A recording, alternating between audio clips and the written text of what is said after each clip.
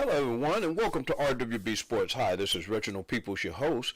Today, we have the privilege of talking to a young and up-and-coming prospect out of Florida, out of Hollywood, Florida, that is. And I'm talking about no other than super lightweight prospect Aaron Aponte. So we want to take this opportunity to welcome him to the show.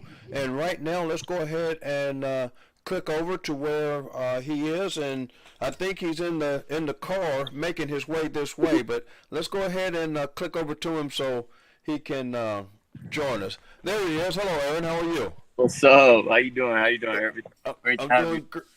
I'm doing great. Thanks for being on the show. Thanks for reaching out to us. Mike is your manager, I do believe. He reached out and was Coaches. asking to say again. He's coaches. Okay. All right. Mike. Yes, Mike. So, for the fans out there who are just introducing themselves to you, let them know who Aaron is, and let them know, how they can find you, how they can follow you, and what you have coming up. I got a fight coming up October 11th. This Friday coming up. You can follow me everywhere at Aaron Alien King. I'm the Alien King. I'm Aaron Alien King Aponte. Okay. That's my nickname. And yeah, I'm just ready to fight. All Like right. this weekend. Well, and boxing is a brutal sport. Boxing is one of those sports that you don't just wake up and be like, hey, I think I'm gonna go to the gym and let somebody punch me in the face. Explain to the viewers and your fans and your followers what got you into the sport of boxing. Basically, I used to play baseball, and my dad wanted me to hit the ball harder. Mm-hmm. So he put me into a boxing gym, and I fell in love with the sport. Okay. So you had ties of baseball, and in relations to baseball, boxing was a afterthought, I guess you would say, to get you prepared for baseball. Was it a conditioning Exactly. thing? Mm-hmm. I think it was more to get stronger. Okay. My dad Okay. wanted me to get stronger, and I ended up sparring, in the bag, doing mitts, and I just fell in love with the sport, and it was just amazing. Okay. So I stuck with it, and Well, you eventually get I said I don't want to play baseball anymore, and I did full time boxing. okay. Well, and it shows you have a 9-2-1 record, and that Sure. is a very impressive record to start late in the sport as you have. On the amateur level, did you have any amateur fights at all? Of course, I had 116 amateur fights. I was Okay. 5-time national champion. I won the Junior Olympics, and I won a few other national tournaments in USA boxing. Okay. All right. And Well, I see was on those. Team Argentina, and I was traveling internationally with Team Argentina. Okay, excellent. Hey, and that makes for a great resume, for those that are out there looking for up and coming, fighters. And the reason that, I want you to mention, those sort of things is because you have people that listen to these shows and check these shows out. So it gives you a bigger resume on people that are looking for, prospects and potential champions to be on their card. You got one coming up in Hollywood, Florida, next Friday, like Sure. you said. The guy that you're fighting is basically a veteran in the sport. His Sure. record, yeah, he has a pretty extensive record. I was just looking at it. He is 16 and 17. Even though his record seems to be upside down, that's still a pretty impressive record to crawl Yes, between sir. those ropes. How do you He's feel? had he's had more than 30 fights in the pros, and I'm taking them serious, and I've been preparing and getting ready to at my best. Yeah, and that was what I was getting ready to ask you. How do you feel going into a fight with someone who has, the ring IQ like he has, and yet you haven't been on the pro circuit as long as he has? Um, we're just getting ready. We're preparing ourselves for all types of situations. We're getting ready for him to come in, stay out. we're focused on the basics. We want to stay technically sound, and we want to apply pressure and beat them up as much as possible. Okay, and going into this 8 rounder, this is actually a 8 round bout that you're going into. I've seen where you've had a couple of other 8 rounders, you had a couple of 6 rounders. How is your conditioning going in? How did you prep for your conditioning going into this fight? I feel great. We had over 180 rounds of sparring. We had, we're more than ready to go and compete all 8 rounds. Or if it ends sooner, it ends sooner. But we're ready for 8 rounds straight of working. Okay, all right. So the conditioning and everything is top notch. Yes, sir. And going into the fight, I know you have to worry about what you eat. Have to worry about your nutrition and everything. So what have you done differently for this camp that you haven't done in the past? Um, Mentally, I feel like I've been a lot mentally stronger this time around. I've Mm-hmm. been reading books. I've been feeding my mind, watching a lot more boxing, and just overall mentally getting stronger for this fight. Okay. And I know a lot of fighters. Being a fighter myself, I used to watch a lot of tapes of other fighters, and I would incorporate, their style into my camps or into my regimen as I worked out. Are there any particular fighters that you may have watched during this camp that you wanted to pull a little bit from here, pull a little bit from there, to incorporate into your camp for this fight?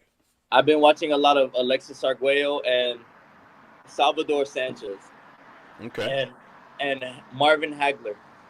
I've Okay. been watching a lot of those fighters, and I've been imitating a couple of things in sparring and practicing and just overall getting better and better. Okay. So in listening to you and the fighters that you are pulling, items from, it tells me that you're a heavy hitter, that you're heavy handed. Because those fighters, they work inside and they deliver bombs. Do you have any other, and not to give away what you're gonna do, but do you have uh, a pretty wide a range of techniques that you use when you fight? Of course, I feel like what we've really been working on is becoming a complete fighter. I can fight on the inside, the outside, mid distance. I can counter punch, be aggressive, box. You know, we're working on all sorts of levels, and we're trying to become the best version of ourselves. Okay. And what is your best style, as you would say? I know a lot of fighters say, I'm a counterpuncher, or I'm a boxer, or I'm a brawler. Right. For Aaron, what is his best style? What is your go-to style in the ring? Um. Obviously, I'm gonna have to say a boxer. I'm long. I'm tall. Hmm. I use my distance. So boxing is my first style. Hmm. I perfected boxing and fighting from the outside first before anything. And yeah, I'd say that's my primary go to. Okay. Good deal. Because I'm looking forward to catching some of the clips. I know that we can catch it on. It's going to be streamed on BoxLab. Is that I correct? Yes, I think so. Okay. So I'm looking forward to doing that. If you would tell the people how they can watch that fight.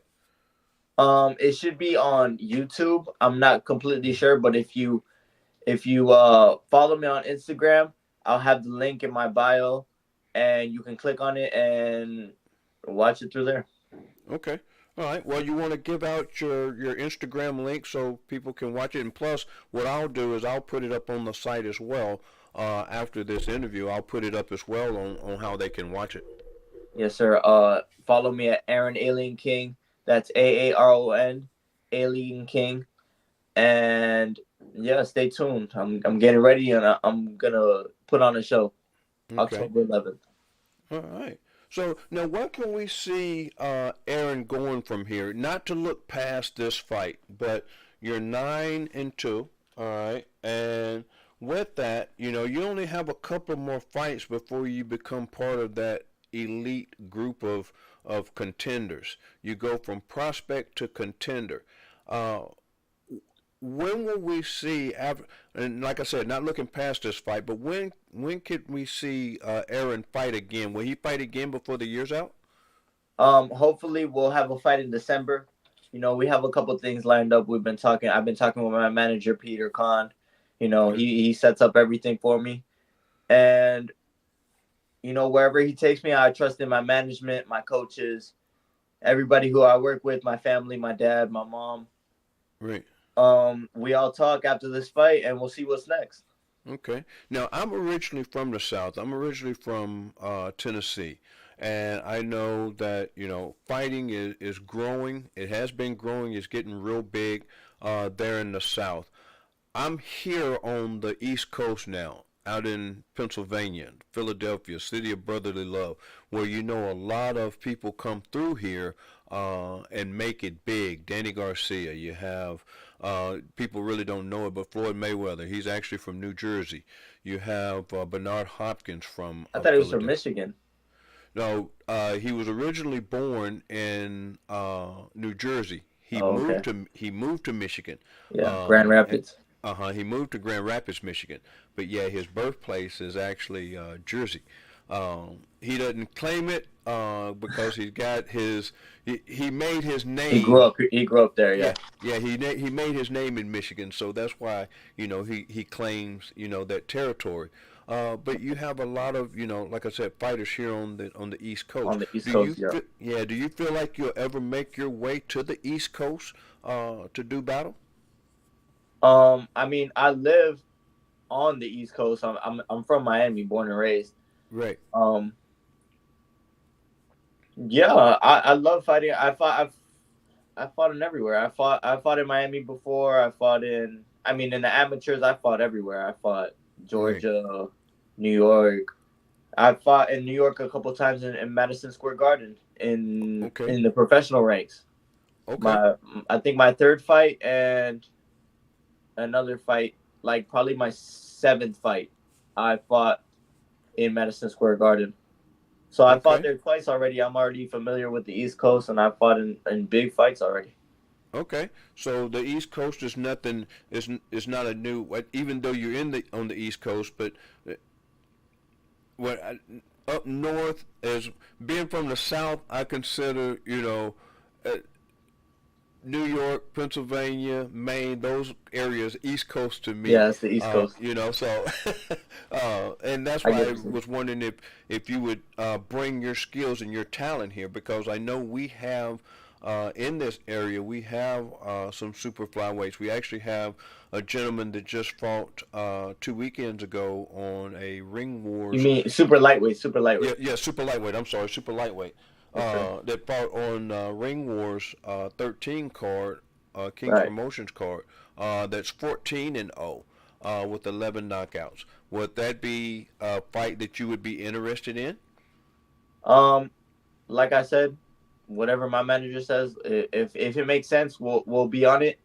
If we're gonna fight an undefeated fighter, I would prefer it to be on, a Matchroom or a ESPN on the Okay, zone on a big card, so we can get exposure for the fight. right, right, Um, makes sense. but yeah, I'm open to fighting whoever. Okay, I that want to makes sense. at the top. There's only it becomes a bottleneck. You can only Correct, fight certain people, correct. and I'm willing to fight whoever. I want to get to the top. I want to be champion, Right. and I'll fight anybody to become champion. There you go. And that brings me to my next question because that hit it leading into that when you was talking about it bottlenecks. It turns into a pyramid when you get to the top. Uh, it used to be that way that you had to fight, the number one contender, number two contender, all the way down to the number five contender in that weight division. Yeah. Now you can fight till the 15th. Yeah, now you can pick and choose. Now that all started when Mayweather got the rings to become 50-0, Right. which is a great accomplishment. It is. But do you think that that hurt the game more than so help it? I think it changed the game in the sense where it turned it into a money game more. It turned Okay. it more into prize fighting than boxing. It Right. took away the sport and brought in more business. Because Okay. at the end of the day, Floyd wasn't fighting for belts. He was fighting for money.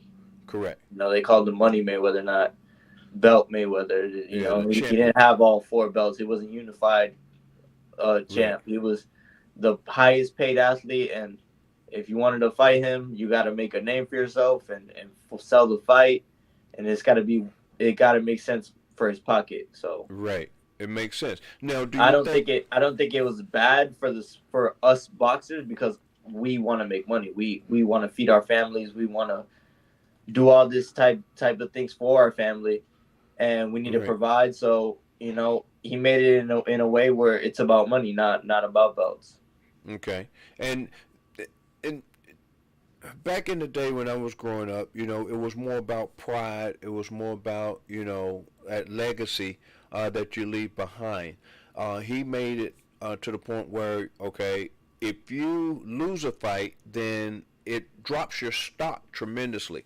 Do you Correct. feel as though that may have hindered the sport because a lot of people now Are pick and afraid to lose choose? their O. Yeah, they're afraid to lose. They don't want to take that fight and create that legacy, opposed to keeping that O intact. Right. I mean, I've always been taking tough fights since the beginning. I think my second fight, I fought a 6-1, and just a fight here on the Canelo card in Uh Hard huh. Rock Stadium, the Hard Yes. Rock Stadium when Canelo fought Eardrum. Right. I had to fight a 6-1. I said, hell yeah, let's do it. I'm taking those chances early in my career because I want to be on that stage. I want to be fighting on that level. Right. So I think if eventually everybody's just gonna everybody's gonna have to lose their O if they're taking all these chances, or you're either gonna lose your O or you're gonna be the best. Right. And me personally, I want to be the best, so I got to fight the best, and I want to get Take be those on that chances. level. There So I you got to go. take those chances, and I gotta take those fights. Right. And like they say, in order to be the best, you got to beat the best. Beat the You best, know. exactly. And you got to take those chances. So, and that's one of the things that me and a couple of other, old fighters, as you say, a couple of podcasters that we talked to, we were stating that same thing. It's like, a lot of fighters nowadays are afraid to lose that O. I mean, you had fighters like Hearns, you had fighters like Ali, you had fighters like Foreman. They still had that legacy set aside, even though they lost fights, but they lost Yeah, big fights. right. They lost big fights and they lost in tough competition. Got a friend of mine now that's building a legacy. You know him as a super middleweight, and that's Caleb Plant. Okay. Yeah, He's out I of know he's his original. his trainer. I've worked with his trainer before. Who? Which one? The bread man. Okay, okay. Yeah. So, he's originally from Nashville, Tennessee, is where he started. But, he took those chances and he's stepped in there with the opposition of making those tough fights, and his legacy is growing rather than dwindling, which a lot of people thought, it would dwindle because he lost to Canelo. But you got to think, Right. he lost to Canelo. You know what I mean? Exactly. So Just are like you Canelo willing? lost to Floyd Mayweather. Exactly. Canelo lost to Floyd Mayweather. So are those are the chances that you're willing to, take or willing to undergo to Right. create that legacy? But also, I feel like that fight is also a money fight. Everybody wants to fight the Canelo and the Floyd Mayweather. They Right. At that point, it's almost like they're selling out. Correct. They Right. don't care if they lose the fight because that's the biggest money they're gonna make in their life. Right. Right. And this is true. But would you want to be the big name draw, or would you want to be, the one that's selling out just to get in there, just to make that dollar? No, I want to be the big name draw. I want to be the number one guy, the guy with all the belts, the one that everybody else wants to fight. I want to be Right, the top of the top, the right. face of boxing. Okay. All right. Now let me ask you this question too, because it rolls right into what you were saying. You want all the belts. You want Right, all the belts. You want to unify the belts. Do right. you think that there's too many belts out there now that people can win to be stated champion? Um, Honestly, I've never thought about it too much because I mean that's just the boxing world that we live in.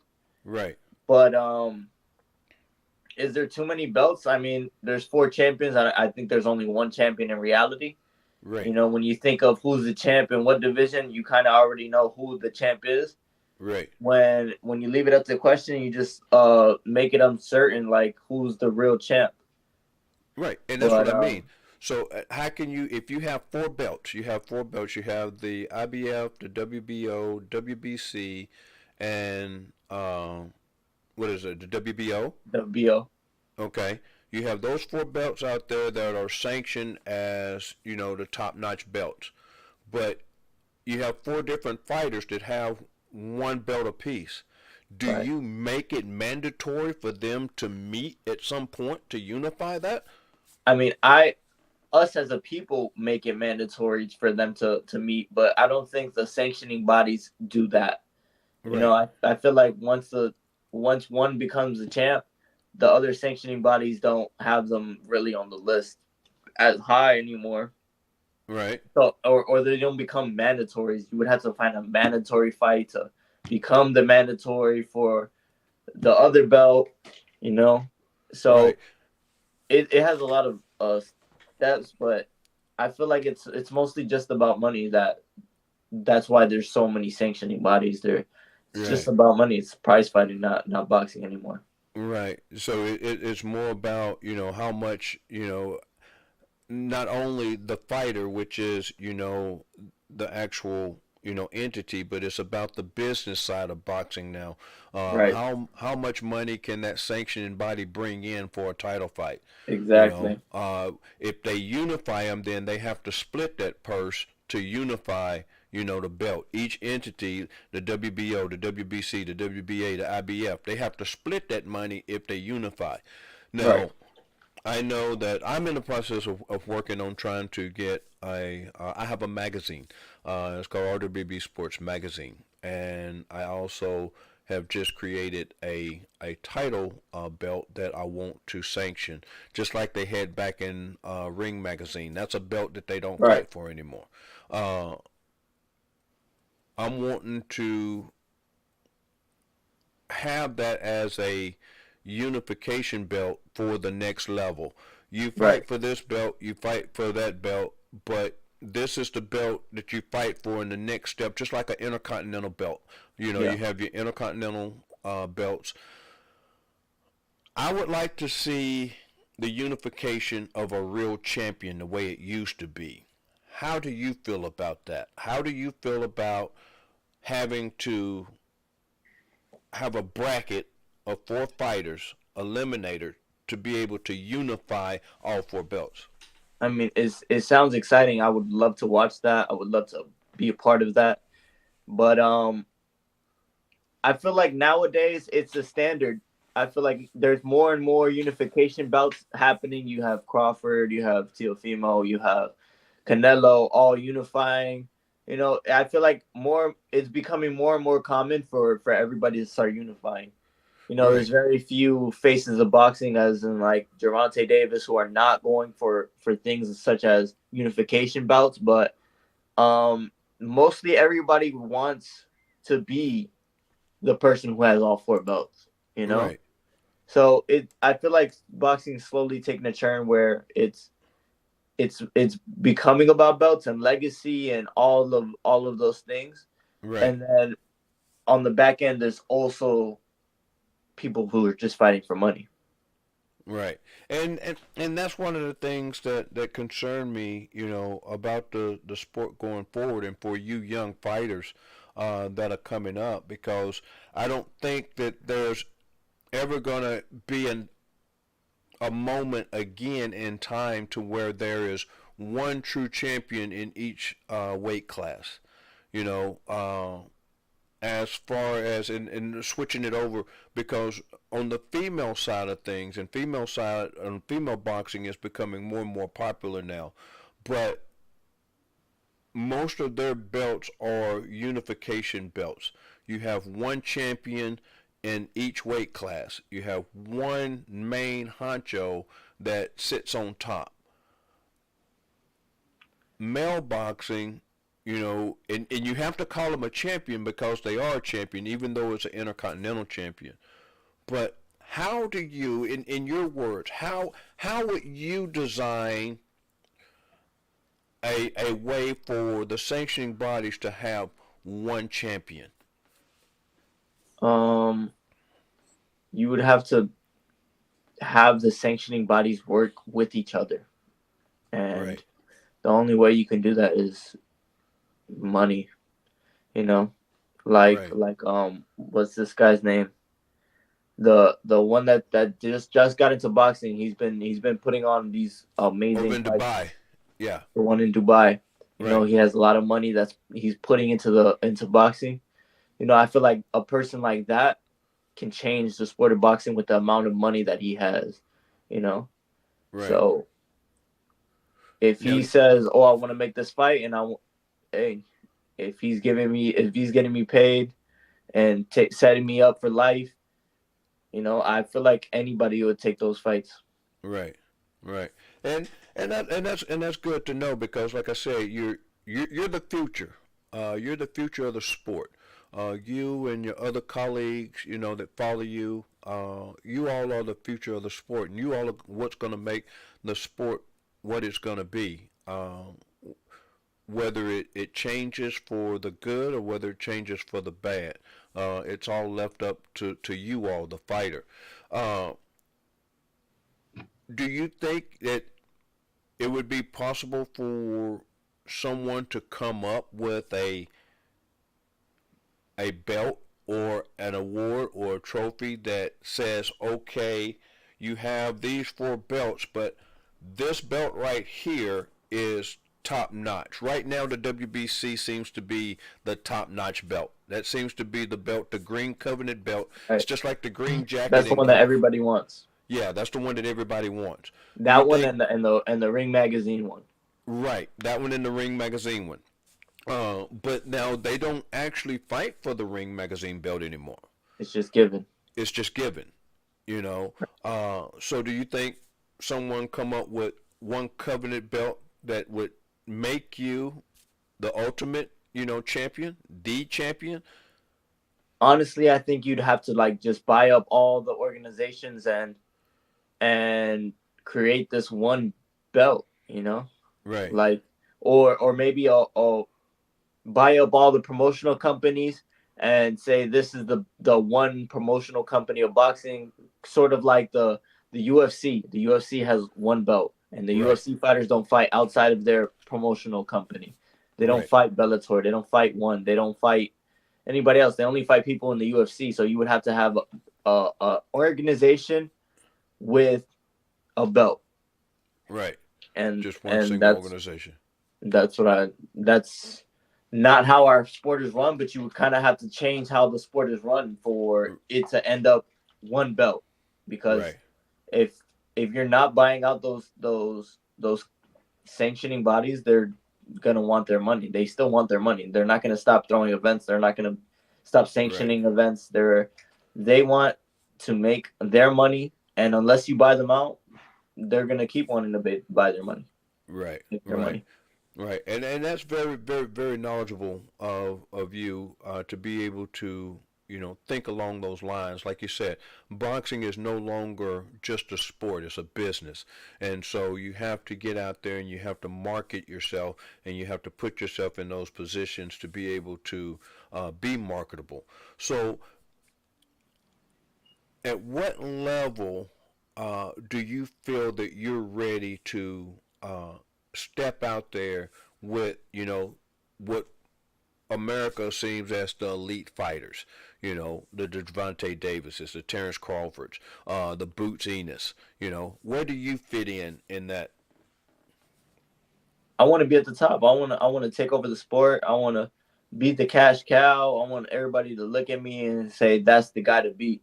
I don't want to be someone who's just a challenger. I mean, eventually, of course, in the beginning, I'll be the challenger, but I Right. want to beat everybody. I want to be the champs. I want to be the best fighter in the division, and then move up and conquer another division and conquer many divisions. I don't want to just be champion in In one weight one class. division. I want to move up in weight class. I want to move up in another weight class. Be able Okay. to fight wherever I want to fight and do whatever I want to do. Right. Now, and I normally do this, in my interviews too, because I know as a fighter, or you feel that, you're the best of the best. You have to have that confidence in yourself in order to crawl between those ropes. If That's not, self belief. don't crawl between those ropes because you beat already. Your top five fighters, just randomly, giving me your top five fighters and why you feel like you placed them in the position that you did. We'll start at number five. Number five. Um, Felix Trinidad. Okay, great one, great one. A lot of people forgot about old Tito. Yeah. Then for number four, let's put um Sugar Ray Leonard. Okay, Number three, let's put Roy Jones. okay, Number two, let's put Floyd Mayweather. okay, And number one, I want Muhammad Ali. okay. And hearing those answers that you called out, it lets me know that you are a study of the sport. You go by skill and talent and not just fame. A lot of those guys, yeah, they have fame, but they didn't start out that way. They had to start Yeah, out in the trenches just like you did. exactly. Let's start with Tito Trinidad. Why do you put Tito Trinidad number five? First of all, I'm Puerto Rican. He's one of my favorite fighters to watch. I Okay. love cheering on his fights, even though I've never seen them actually live. I've only seen them on YouTube fights, but Yes. I feel a great sense of pride when I watch his fights because he's Puerto Rican, I'm Puerto Rican, and the people of Puerto Rico love Felix Trinidad. So He was a great and he, fighter. and on Yes. top of that, he was a great fighter. Yes, he was a great fighter. Yes, he was. Yes, he was. Number four, we went to Sugar Ray Leonard. Yes, All he's right. also one of my favorite fighters. I was gonna say my top three, me personally, are Muhammad Ali, Sugar Ray Leonard, and Felix Trinidad. Okay. Okay. So that's my favorite. But you saying Right. top five all time, I have to give it to those people in that order. Okay. But Sugar Ray Leonard, he had it all. He could fight, but his skill was just different. Obviously, he was an Olympian. Yes. He was a multiple division champion. Yes. He had that slip up with Roberto Duran, but he came back and finished up. Right. Uh, beat Duran, beat Hagler, beat Hearns. Yes. He's a great fighter. He had tremendous career. Okay. Um, Number three, I put Roy Jones Jr. Yes. Self-explanatory. One of the most skillful, if not the most skillful fighter of Yeah. all time. Yes. You know, Very explosive. Yes. very explosive, very athletic, very fast. He was just someone who was ahead of his time. Right. He really changed the game Right. and made it more about skill than just being a bully and trying to bully people and be strong. And he really just changed the game. He was unstoppable in his prime. Yes. Yes. That he was. Then we I have agree. Floyd Mayweather, obviously the 50-0, undefeated, never been beat. He beat, I don't know, countless champions. Right. countless former world champions. It's just like his resume speaks for itself. Everybody knows that Floyd Mayweather is on top. Right. Um, but Muhammad Ali, you got to put him at number one because of all the things he did, not just inside the ring, but outside the ring. Obviously, Yes. inside the ring, he had footwork, hand speed, skill, all that heavyweight. At heavyweight, he was fighting like a middleweight, Yes. as fast as a middleweight. Yes. He couldn't be beat. Right. And he had these trilogy with Joe Frazier. Mm-hmm. He beat George Foreman, who was thought to be an animal, who just Right. beat Joe Frazier after Joe Frazier beat Muhammad Ali. Right. Um, you know, he's just one of those names where you think not just greatest boxer of all time, greatest athlete of all time. Right. He's in Right. that conversation for greatest athlete with Michael Jordan, and Right. that's it. And that's one of the things that I'm going to ask you because these questions are leading up to the next question. And I'm glad that you had placed Muhammad Ali as number one and the reason behind that. Because a legacy is not just what you do in the ring. Because I've heard Floyd Mayweather, and don't get me wrong, Floyd Mayweather was an excellent fighter. He still Right. is. He's still out there doing exhibitions. He's still out there making money. Yep. But one thing that he lacked, and it could be just my negligence of not following up, but Yep. it's what has he done in the community to give back? What has he Outside the done? And that's where Muhammad Ali falls in because he's done so much for the country outside of the ring, even though they fought him for yeah. dodging the draft. But I'm like I him. mean, the black community in general, he was an activist for them. You know. Right, right. So how do you line up yourself to be, that great? What are you doing? What are you preparing right now to be that great person, not just in the ring, but outside the ring? I feel like my parents have taught me how to be a great person and care for other people. Right now, I have to focus on my boxing career and get Mm-hmm. as high as possible so I can have that platform Right, to be able to spread good and be a good person and help people.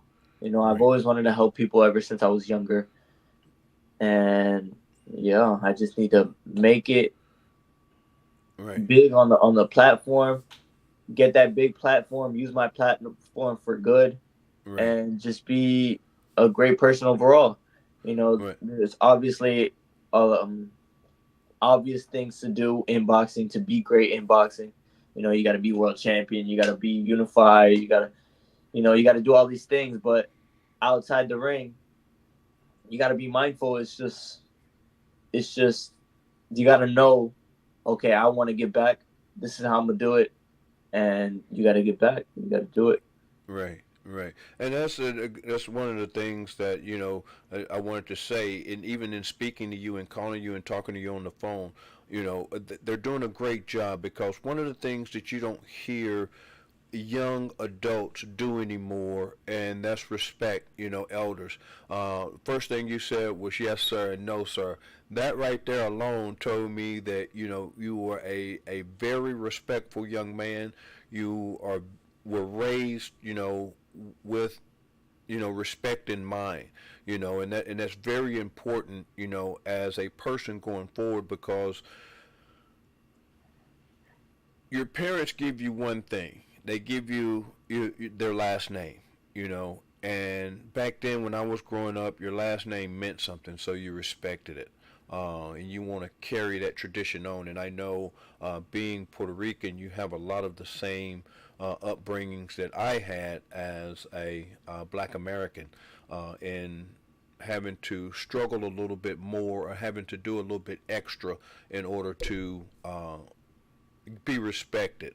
Um, I want to say that, as a young man, you are a very well spoken young man. I've really enjoyed, doing this interview. I've really enjoyed talking to you.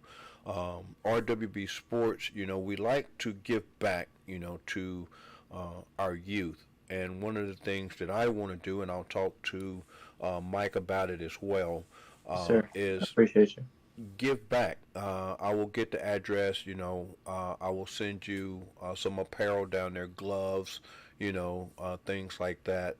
For being a part of this interview on RWB Sports. In the future, when you have events coming up, if you need sponsorship, reach out to me. I would love to have RWB Sports be a part of your camp, put on your Pants. uniform of choice. Right. Yeah. And going forward, I just want to say thank you. Before we go, last 30 Yes, sir. seconds, if you would like to reach out to your fans, your followers, and let them know what you got going on, what you got coming up, and then we'll close the show out. Once again, I want to thank you, Aaron, for being on the show, and now the floor is yours. First off, I want to say I appreciate you for all the kind words, and I respect that you respect how my parents raised me and Yes. all these things. Second of all, I want everybody to show out. If you're in Miami, October 11th, I'm fighting the Hard Rock Casino. I want you to show up. We're gonna show out. I'm gonna put on a show for you guys. If you can't, I'll have the link in my bio. Follow me at Aaron Alien King, or we'll have it here on the link ready for you too. Yeah, let them know where they can get tickets. Let them know where they can get tickets to the show. If you go, you go to my Instagram, Aaron Alien King. You come, you DM me, and I'll get you your tickets. All right.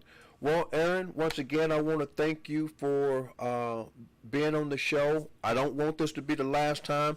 After your fight, I'm going to be watching it. So after the fight, I want to do a post interview with you, win, Sure. lose, or draw. But hopefully, you're going to come out on the winning end on the winning side of that, because I know Victorious. that you've been training hard and getting ready for it. So I'm looking forward to the post interview. And like I said, in the future, if you need anything, please reach out to me at RWB Sports, and we'll do what we can to support you and get you going. I'm going to try to get you on up the East Coast a little bit, because I'd like to see you fight live. I'd like to see you live and in person. Yes, sir. But with that said, you have a great afternoon. Thanks for being on the show.